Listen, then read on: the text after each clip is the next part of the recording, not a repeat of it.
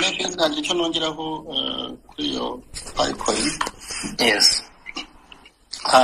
Bafite network ikomeye cyane mu Rwanda. Ntabwo nyizi cyane ariko icyo nyiziho ni uko zitaratangira kugurishwa. Barayimayininga, hari izo bamayinze ariko hari n'izo ushobora kugura zitari mayindi. So hari system n'uzi bita OKX, ni OKX, iragurisha, ushobora ku-exchangingamo amafaranga ukabonamo amadolari, ushobora gukoresha ikindi kintu ukoresheje izo systems narivuze OKX na Get yayo hari n'izindi. So gusa ntabwo iragira nk'uko tuvuga za Bitcoin. Ku batayizi ni imwe muri universities zikomeye cyane muri Amerika, iri ku mwanya wa 3 nyuma ya Harvard. Umugabo witwa Dr. Nicholas Kokaris na n'umugore we Dr. Chang Dio muri za Silicon Valley. Abantu baravuga ko iyi PI ari nziza, ariko ikigenderewe cyane ukaba wagura imodoka ukoresheje iyo PI, kuko baravuga ngo iri mu bihugu hafi birenze 60, ifite abantu barenze, kandi afite abantu birenze miliyoni 60 z'abantu bayifite already. Ni free mining, ntabwo ari meze nka Bitcoin, kuko Bitcoin ikibazo cyayo kuri mining isaba umuriro w'amashanyarazi mwinshi cyane, ariko iyi ni free mining yarajoininga ukatuza Ethereum cyangwa za Bitcoins. Ako niko narinjye gusobanura kuri. Yeah, thank you very much. As we were waiting for him, I wanted to also inform like the opportunities of using to help us reduce time. Like I mentioned about the mobile money and even the bank apps. I think you have seen INM Bank have apps. Bank of Kigali has apps and others. So we used to spend a lot of time going to banks, queuing there. So now we can do everything at your home thanks to this technology. And of course, it also helps in quick transfers and payments. Even you can do a transfer to another country abroad when you are at your home, just using these apps and technology. And about e-commerce, people have heard about e-commerce. Nobody is also one of the witnesses of e-commerce. So this technology helps to buy things virtually. Can buy things from Chango, from Tanzania, from wherever. You send money and you receive the goods without going there. So it opens up our mind to the rest of the world, to make international businesses, trading in China and elsewhere. And particularly for me, where I like it and promote it is because it also reduces travel costs. And this is pollution of our environment, like, because you know that if you are going by cars and by planes to China, to Japan, where you are spending what we call carbon emissions, so the carbon footprint is high. So if we reduce those travels and use more technologies, that means we are protecting our climate, our ozone layer, and then we are saving our world. So those are some of the reasons why I would support this. So I wanted to mention that as well. I don't know if I say Rwanda, I don't know. If you wish, I can do so. Yes, please, for the sake of the Rwanda speakers would also want to understand it. Oh, okay. Thank you very much. Thank you so much. Inchakamaro cyane biza technology ari ku baturage ariko no ku bacuruzi, niko icyambere nuko bidufasha kugabanya umwanya dukoresha wagomba gukoresha ikindi kintu nko kujya mu mabanki. Barabizi ko twese bajya mu mabanki tukajya ku mirongo tugatindayo, ariko ubushobora gukoresha izi technology, tukoreshereza application z'amabanki dufite uri mu rugo iwawe, uri mu modoka ukabita wakoresha amafaranga. Ikintu kimwe uvuga ko ushoboye gukoresha neza umwanya wawe. Ikindi murabizi ko kera twese twajyaga gushaka gukora transfer kuyohereza hanze, yewe na hano i Buganda byatuvunaga cyane, ariko byose ushobora gukora na international transfer ku rwego mpuzamahanga. Hari iyo bita e-commerce, ni ubucuruzi nabwo bukoresha ikoranabuhanga.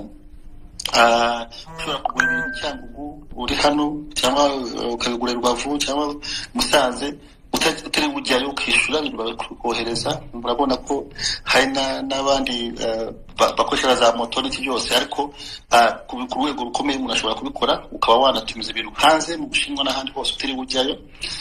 So icyo nari nkomerejeho kindi navuze ku giti cyanjye kinkundira cyane ku promoting technologies, nuko bidufasha no mu kurengera ibidukikije, tugabanya imyuka yagize ibirere, ko murabizi ko dukoresheje indege zitwara abantu bakeya kandi zikangiza, zikasohora imyuka mibi myinshi cyane, imyotsi ikangiza ikirere. bishobora kwangiza kariya kayunguruzo k'isi ko twita ozone layer. So uko abantu bashoboye gukoresha technologies bakabagura ibintu mu Bushinwa batagiyeyo, mu Buyapani batagiyeyo, nabo tuba turimo kurengera isi yacu, turengera ibidukikije. So nabyo n'ubundi buryo dushobora kuba twashyigikira gukoresha technologies za blockchain na artificial intelligence. Okay, thank you very much, Senator. And as we come to the close of this discussion, Lily, my last question to you. The Senator has alluded to the opportunities that come with these technologies. My question to you is, what then do you see as the future of digital currencies? Okay, thank you. So the future of digital currency is bright already, as you can see. Because now everyone, and we're all moving to the advanced technology era. Everything is now moving to technology, and the good thing is that we have even the young people now who are even, I would say, motivated to. We're calling them Gen Zs and all that. So they're now even the drivers of this, which is a good thing. So when it comes to the future of the blockchain or virtual assets, like Senator Habineza mentioned, the future is bright because, first of all, we're seeing a growing trend of services, of everything which is now done through blockchain technology. I'll start with payments or remittances. We're seeing a growing number of companies, institutions that want to do settlement in Africa, and now they can easily do settlement in less than 5 minutes. In less than 5 minutes, you're in Rwanda, and the company you want to send funds or to remit funds to someone who is across the globe in any country, and you're able to do that in less than 5 minutes at very cheap rates. That is one thing, and if we keep this trend, it's really, really going to even contribute to the economy of the country as well, because the less the funds we spend on charges and everything, it's also going to boost our economy in one way or the other. And also the speed of delivery of the services, because if you're expecting to get a service after the payment was supposed to be done, let's say it's supposed to settle in a week, and you're doing that in less than 5 minutes, that time wasted alone, it's very important. That's one. And also one thing I wanted to also touch on in terms of the future of it is in terms of digital identity. We are moving to a world where everything should now be digitized. So when I talk about digital identity and asset tokenization, like my colleagues mentioned, for example, we're talking about the people in rural areas. Okay, in Rwanda we have a large share of economic activity which is informal. Most people are farmers. So blockchain in the future, how can this help them? It can help them to, first of all, provide digital identity which is tamper resistant, where no one can be able to make changes or to to tamper with their records. They can have a proper record of savings. We do have these we have people who are doing together in cooperatives, and they have what you call the circles. All that with the digital identity and asset tokenization, all that putting together, they're going to enable inclusion of even of those informal actors.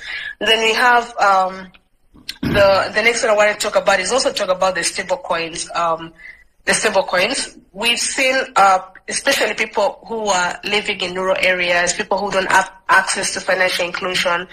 If this trend, if the government keep pushing for this, and we also advocate for it as people, the stakeholders who are into this ecosystem, this is going to also help the people who are from underserved communities also, be part of this.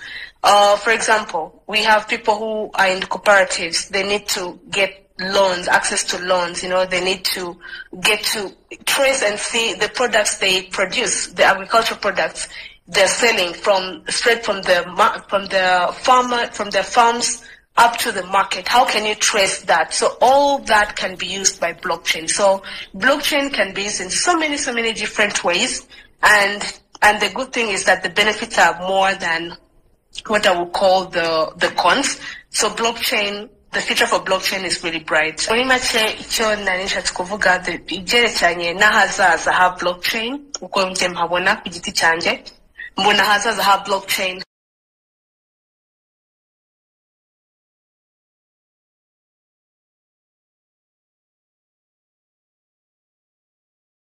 kenshi. Natanze urugero aho kera twese turabizi wajyaga ushaka kohereza umuntu cyangwa se umuntu ashaka kohereza amafaranga, ndetse n'ubu ngubu rimwe na rimwe bijya bibaho umuntu ari ku wundi mugabane, biratwara hafi icyumweru.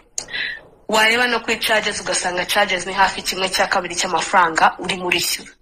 Iyo yonyine ni loss, yaba kuri kutunzi, yaba bwawe ku giti cyawe kuguhererekanya cyangwa se gukora ubwishyu bw'ibikorwa bitandukanye cyangwa service birihuta. Nicyo kiza cyayo, aricyo kiza cya technology ya blockchain, aho twabonye ko ushobora gukora, bavuga ko ziri hasi. Ubwo iyo mvuze fees, ubwo abari muri blockchain barabyumva, akenshi abari gas fees, wenda bitewe nuko wohereje from one wallet to another, ndetse bigatuma n'abayikoresha batajya guspendinga n'amafaranga ujya gukoresha agabanuka.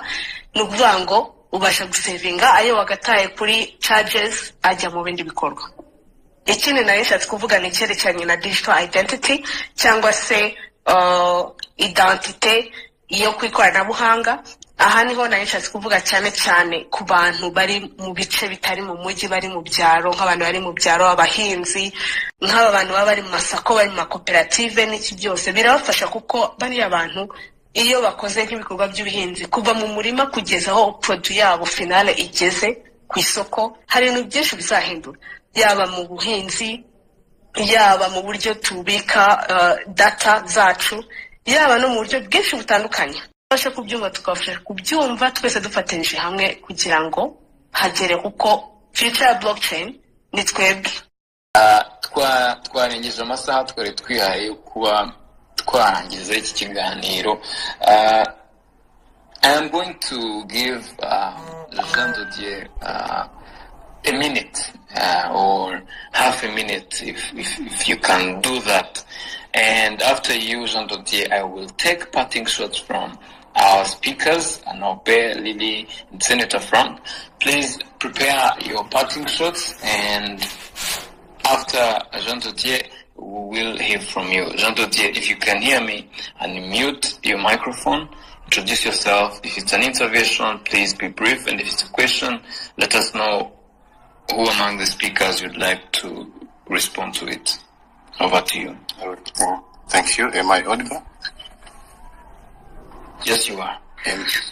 All right, thank you. I'm not to use Kinyarwanda.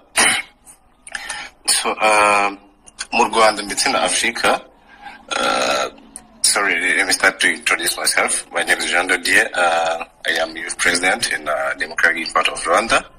So, my question, iragendera ku kijyanye na unemployment. So, mu Rwanda ndetse na Africa hose usanga dufite ikibazo cy'abantu b'abashomeri. Let me say this. So, nkibaza nti iyo tuvuze digital currency tugendana na trading, ese trading hari ikizaza contributing muri gabanuka ry'ubushomeri dufite? Nk'ubu ejo nahoze nsoma imibare ya statistique igaragaza ko abantu barenga miliyoni bagerageje applying akazi mu 2024, but abo bafashe ni abantu batarenga 3,000. So urumva ko we have a big issue of just people badafite akazi. Nkibaza nti trading na digital currency izaza contributing muri iki kibazo dufite cya unemployment rate muri Afrika ndetse no mu Rwanda rwacu. So ndabashimiye. Ninde ushaka kayisubiza Jean de Dieu? Cyajya kwa aba honorable senate cyangwa Norbert bari emo kugisubiza nta kibazo. Okay, Senator, if you can, please respond to this. Thank you. Okay. Yeah, thank you very much. Since you asked in Kinyarwanda, maybe I will say in Kinyarwanda, but perhaps small translation in English. So the question is about if this blockchain technology will help to reduce unemployment. Navuga yuko yego bishobora gufasha mu kugabanya ubushomeri, kubera ko urabona iyo umuntu ashoboye gukora trading nk'izi za bitcoins, ushobora kuba ufite amafaranga makeya 10,000.